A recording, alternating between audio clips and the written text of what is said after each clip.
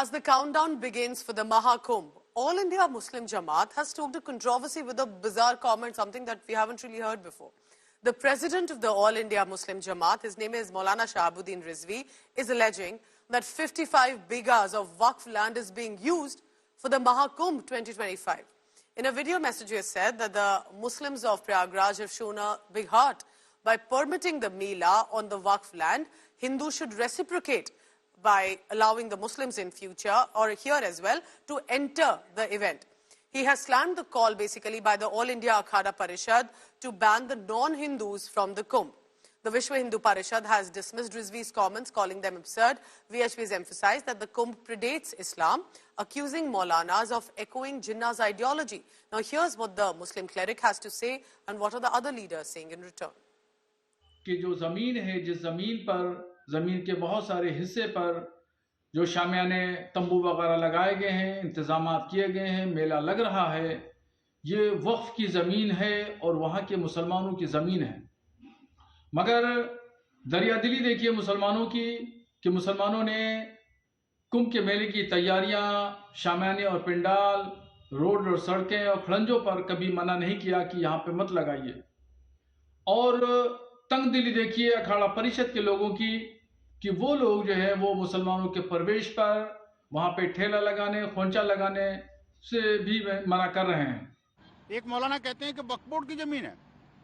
आप सोचिए, जब इस्लाम नहीं था तब से ये जो कुंभ उस प्रयागराज की पावन धरा पर होता आया है और आज इतने हजारों लाखों वर्ष के बाद उनको ये लग रहा है कि ये वक्फ बोर्ड की जमीन है।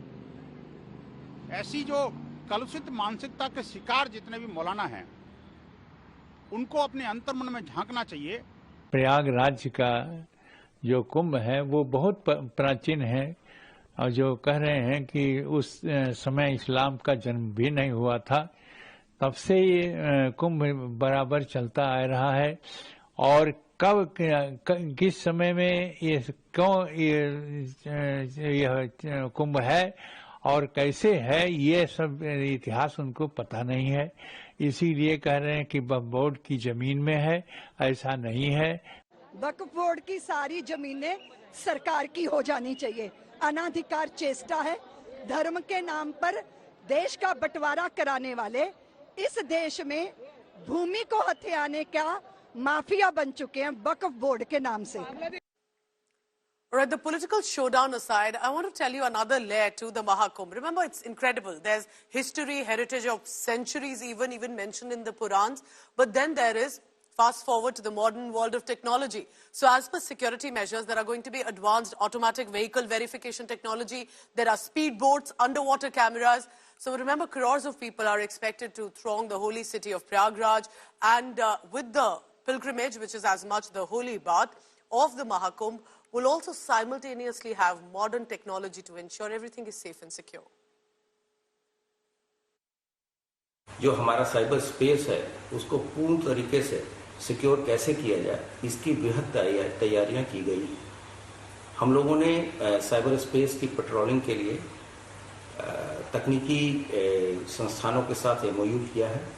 कुछ प्राइवेट तकनीकी एक्सपर्ट भी हायर किए हैं जो हमारे साइबर स्पेस को सिक्योर कर रहे हैं। साथ ही साथ जो हमारी अपनी साइबर टीम है वो भी राउंड द क्लॉक काम कर रही है। सभी कैमरों में हमारे पास ये सॉफ्टवेयर है ANPR, जिसको कि हम टोल्स पे और पार्किंग्स पे और मार्गों पे यूज़ करेंगे। ऑटोमेटिक नंबर प्लेट रिकग्निशन है, जिससे कि गाड़ी का जो नंबर है उसको हम वेरीफाई कर सकते हैं। ड्रोन्स का एक तो हमारे पास स्वयं के टीजर ड्रोन्स भारी संख्या में होंगे जो कि सतत वॉच करेंगे एक ऊंचाई से।